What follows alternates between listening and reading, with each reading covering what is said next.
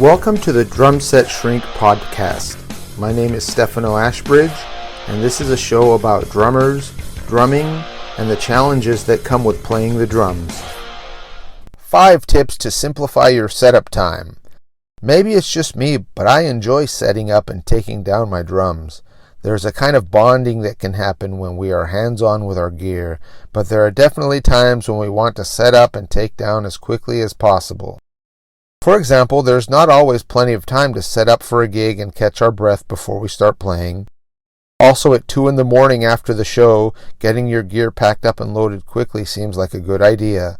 So here are 5 suggestions that can simplify your setup and teardown time.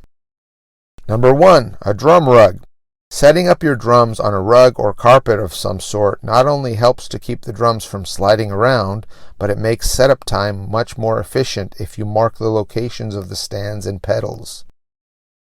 It also allows you to set up the same way every time. It doesn't have to be a thick rug, and it doesn't even have to cover the whole drum set. I once used the floor mats from my car. Thicker rugs tend to last longer, but thinner rugs are easier to carry around. Number 2, memory locks. Most stands come with memory locks so that you can disassemble them and put them back in the exact position you had them. If your stand doesn't come with a memory lock, you can use a hose clamp. They're available at any hardware store and are not expensive. You can also mark stands with tape or nail polish to note the height, angle, or any other adjustment. You can do the same with your bass drum claws. If you have multiple stands that you assemble and take apart, it can be helpful to color code the tops and bottoms with the same color tape or mark them with numbers. That makes it easier to match which tops go with which bottoms. Number 3, cases for the stands. The bigger the utility bag or case that you have to carry your stands, the less you have to disassemble them. I found a big suitcase from a thrift store that holds my cymbal stands without having to retract the boom arms. That saves a lot of time.